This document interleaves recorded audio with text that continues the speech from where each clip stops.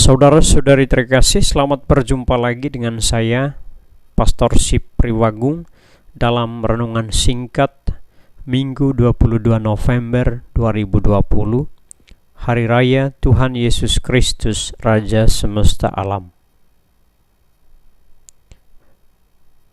Hari Raya ini memperlihatkan peran strategis Yesus bagi keselamatan bangsa manusia.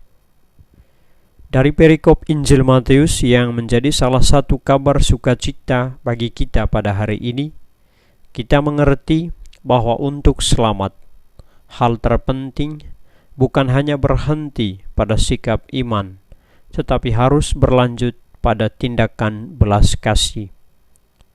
Iman dan perbuatan kasih sama-sama menjadi basis dari pengadilan Allah. Dia yang percaya dan melakukan tindakan kasih akan selamat, sedangkan yang tidak memiliki keduanya tidak selamat. Kepada mereka yang beriman dan aktif berbelas kasih dan berbela rasa, Tuhan berfirman, "Mari, hai kamu yang diberkati oleh Bapa-Ku, terimalah kerajaan yang telah disediakan bagimu sejak dunia dijadikan." Sedangkan kepada mereka yang tidak memiliki kedua nilai dasar Kristiani itu, Ia berkata, "Enyalah dari hadapanku, hai kamu orang yang terkutuk, enyalah ke dalam api yang kekal." Saudara-saudari terkasih, setelah membaca, merenung, dan memahami perikop Injil hari ini, kita bisa bertanya, apakah Tuhan tidak berbelas kasih dan tidak mengampuni ciptaannya, sehingga Ia membiarkan umatnya dan seluruh ciptaan binasa atau tidak selamat? Mengapa Ia hanya menyelamatkan mereka yang melaksanakan kehendak-Nya? Sungguh, Tuhan mengasihi segenap ciptaan dan seluruh umat manusia. Hal itu telah nyata dalam diri Putranya Yesus Kristus, yang menjelma menjadi manusia dan rela mati di kayu salib untuk keselamatan bangsa manusia. Kita manusialah yang seringkali tak mau selamat, yang seringkali menolak belas kasih Tuhan. Melalui kesalahan dan ketegaran hati, kita sesungguhnya telah mengadili dan menghukum diri sendiri, bukan Tuhan.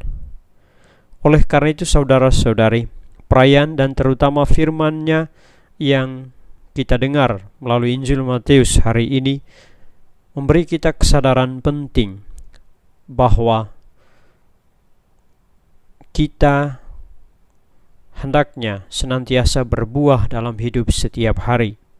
Setiap orang diminta untuk makin beriman, makin terlibat, makin berbuah, sebagaimana moto tahun refleksi untuk umat Katolik Keuskupan Agung Jakarta pada tahun 2021 nanti.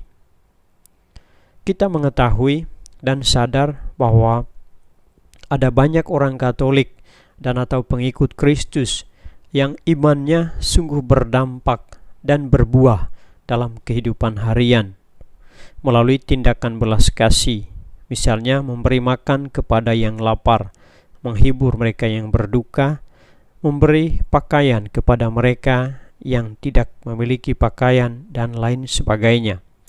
Namun tidak sedikit pula orang beriman yang tekun berdoa, rajin mengikuti perayaan iman, namun tak peduli pada sesamanya. Bahkan anggota keluarganya sendiri pun tidak dihiraukan.